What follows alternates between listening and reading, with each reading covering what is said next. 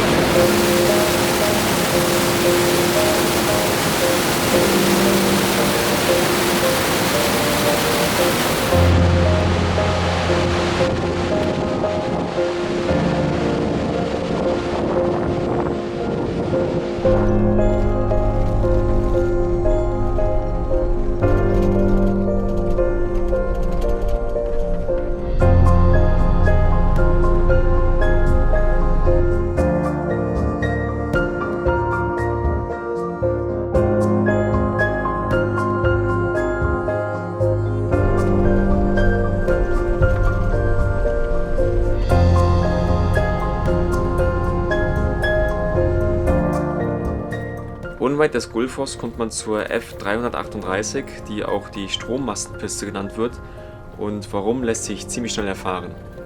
Von hier aus bahne ich mir den Weg zum Gletscher Langjökull, an dem man wohl bis zur Kante fahren kann. Mal sehen, wie weit ich komme.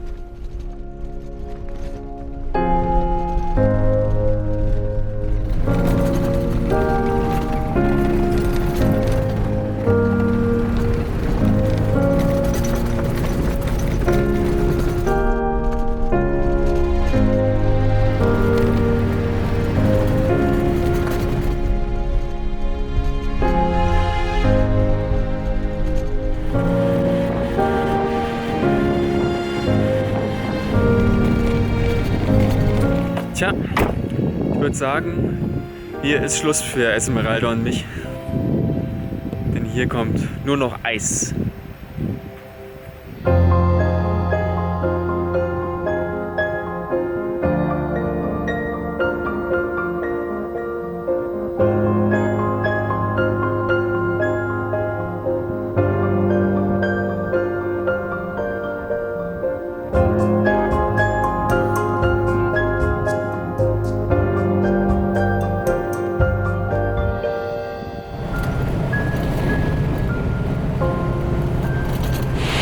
Viele kleine Wasserfälle.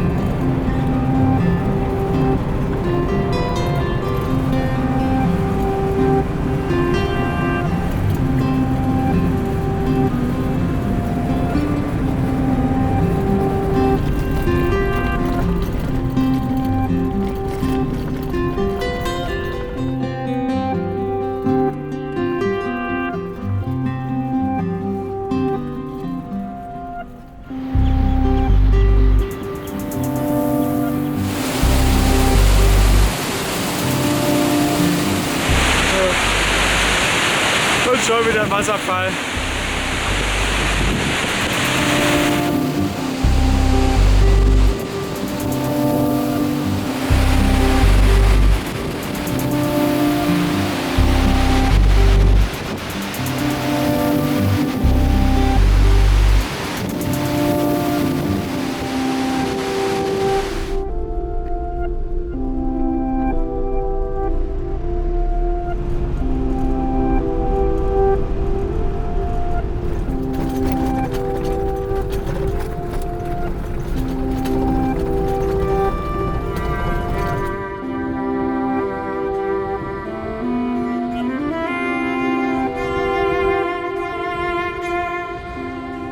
Island war ja nicht immer so karg und schroff, wie es heute ist.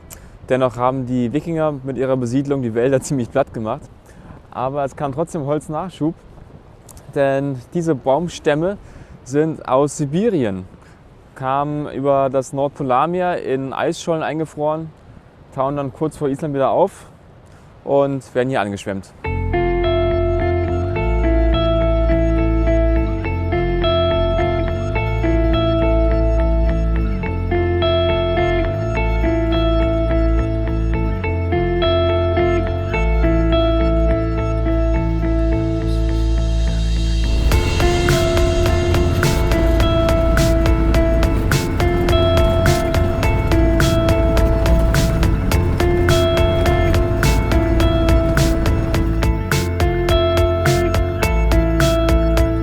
Ich glaube, das ist vielleicht die einzige Ampel in Island außerhalb Reykjaviks. Und sie ist rot.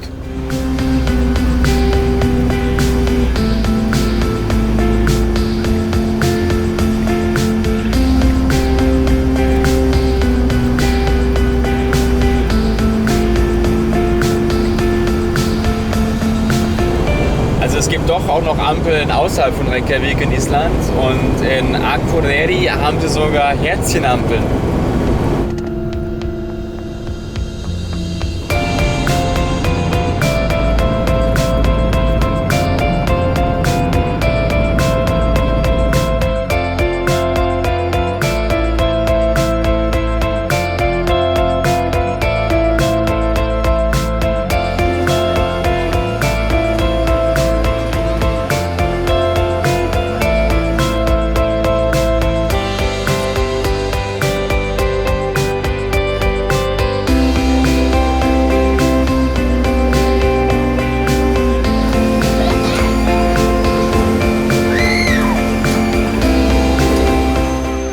Nach Island am längsten Tag des Jahres, also dem 21. Juni.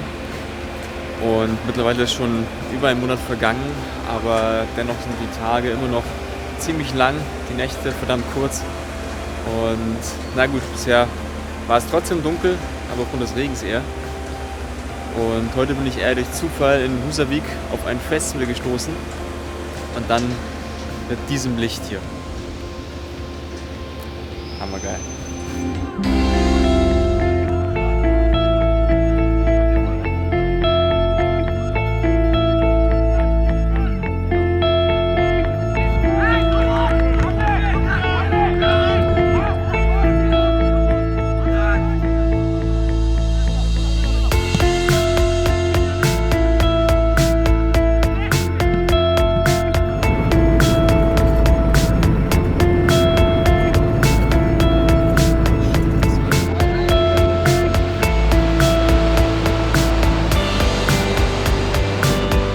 Oh, ein Wasserfall.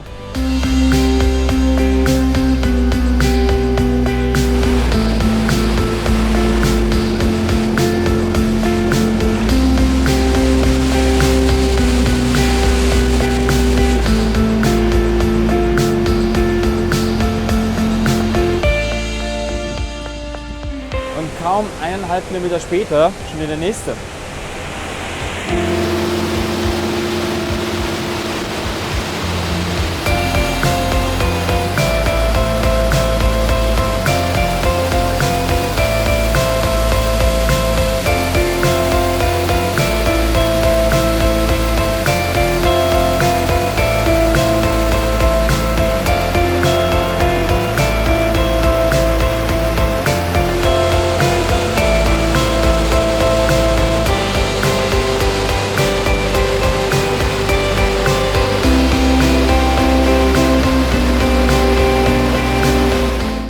Okay, man muss ja die Wasserfälle nicht immer so schlecht reden. Und ich meine, es gibt ja echt viele in Island und da haben wir schon einige gesehen. Aber ich fand echt, dass Selfoss gerade schon das Schönste war von allen, die ich bisher zumindest gesehen habe. Es gibt noch ein paar weitere, die es zu entdecken gibt.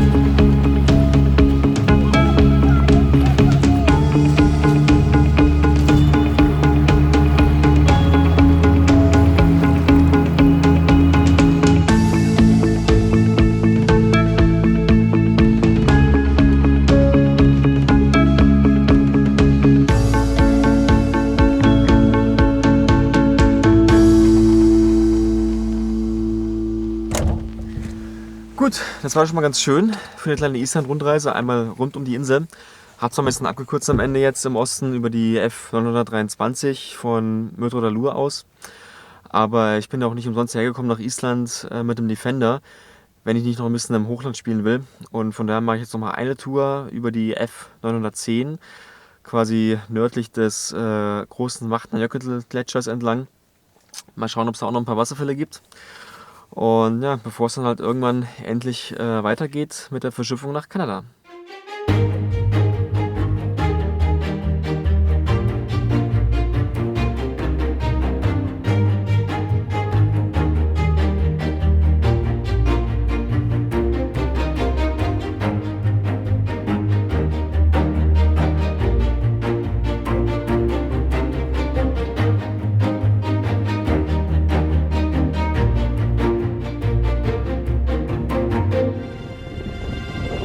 Die F910 ist definitiv nichts für einfache Mietwagen.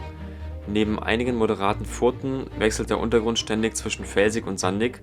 Meistens hat man es mit schroffem Lavagestein zu tun. Und man muss die gesamte Fahrt extrem aufmerksam sein.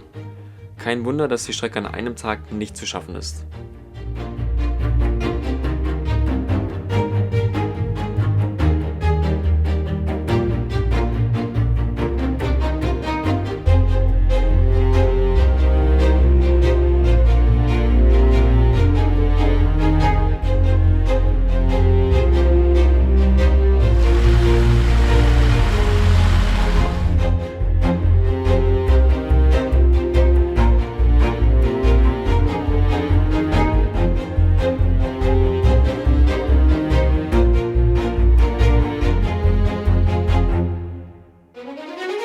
Es gibt auch kleine Wasserfälle.